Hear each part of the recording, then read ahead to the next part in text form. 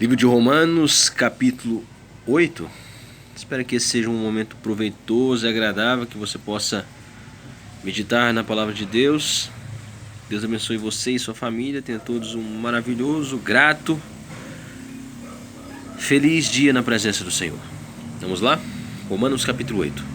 A nova vida debaixo da graça, segundo o Espírito de santidade e adoção.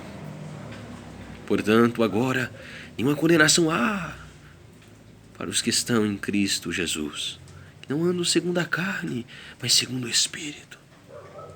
Porque a lei do Espírito de vida em Cristo Jesus me livrou da lei do pecado e da morte.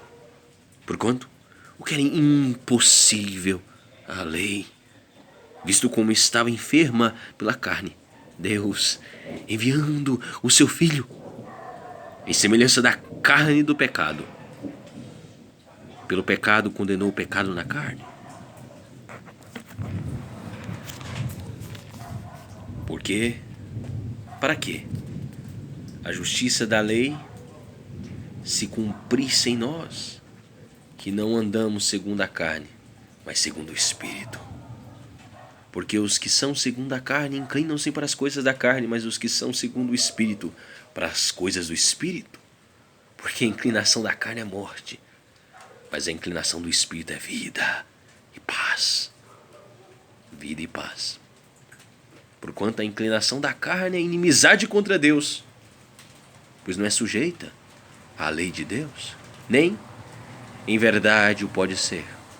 Portanto, os que estão na carne não podem agradar a Deus. Vós, porém, não estáis na carne, mas no Espírito, se é que o Espírito de Deus habita em vós. Mas se alguém não tem o Espírito de Cristo, esse tal não é dele. E, se Cristo está em vós, o corpo, na verdade, está morto por causa do pecado, mas o Espírito vive por causa da justiça. E se o Espírito daquele que dos mortos ressuscitou a Jesus habita em vós, aquele que dos mortos ressuscitou a Cristo também vivificará os vossos corpos mortais pelo Espírito que em vós habita. De maneira que, irmãos, somos devedores não à carne, para viver segundo a carne, porque se viverdes segundo a carne, morrereis.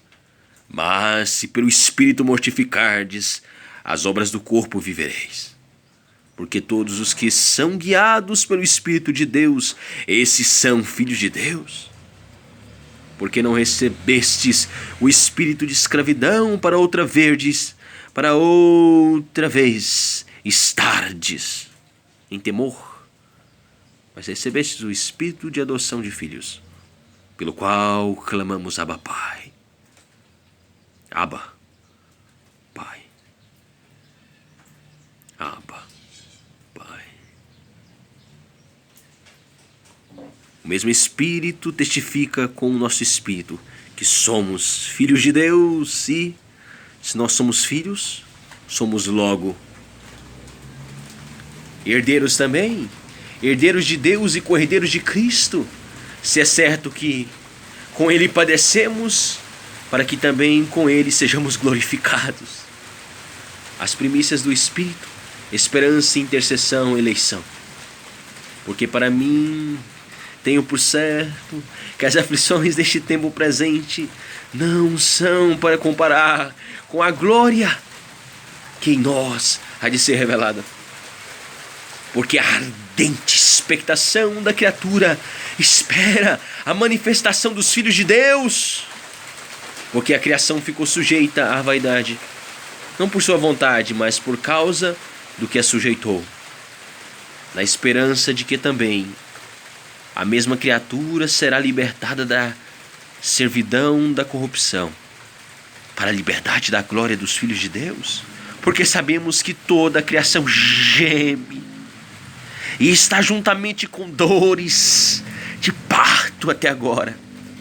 E não só ela, mas nós mesmos, que temos as primícias do Espírito, também gememos em nós mesmos, esperando a adoção, a saber, a redenção do nosso corpo.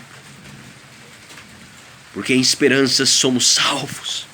Ora, a esperança que se vê não é a esperança. Porque o que alguém vê, como esperará? Mas se esperamos o que não vemos, com paciência o esperamos. E da mesma maneira também o Espírito ajuda as nossas fraquezas, porque não sabemos o que havemos de pedir como convém, mas o mesmo Espírito intercede por nós com gemidos inexprimíveis. E aquele que examina os corações sabe qual é a intenção do Espírito, e é Ele que, segundo Deus, intercede pelos santos. E sabemos que todas as coisas contribuem juntamente para o bem daqueles que amam a Deus, daqueles que estão chamados por seu decreto. Porque os que dantes conheceu, também os predestinou para serem conformes à imagem de seu Filho, a fim de que ele seja o primogênito entre muitos irmãos.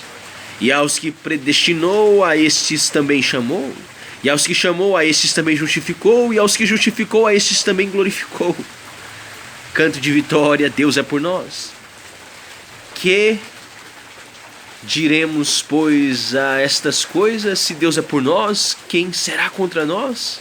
Aquele que nem mesmo o seu próprio Filho poupou, antes o entregou por todos nós, como não dará também Ele todas as coisas? Quem intentará acusação contra os escolhidos de Deus? É Deus quem os justifica. Quem os condenará? Pois é Cristo quem morreu, ou antes quem ressuscitou dentre os mortos, o qual está à direita de Deus e também intercede por nós. Quem nos separará do amor de Cristo? A tribulação, a angústia, ou a perseguição, ou a fome, ou a nudez, ou o perigo, ou a espada? Como está escrito, por amor de ti somos entregues à morte todo dia. Fomos reputados como ovelhas para o matadouro. Mas em todas estas coisas somos mais do que vencedores, por aquele que nos amou. Porque eu estou certo de que nem a morte, nem a vida, nem os anjos, nem os principados, nem as potestades, nem o presente, nem o porvir, nem a altura, nem a profundidade, nem alguma outra criatura nos poderá separar do amor de Deus que está em Cristo Jesus, nosso Senhor. Se Deus quiser, amanhã, capítulo 9 de Romanos. Espero que tenha sido um tempo agradável e proveitoso. Fé e tulipas. Só lhe deu glória. Amém.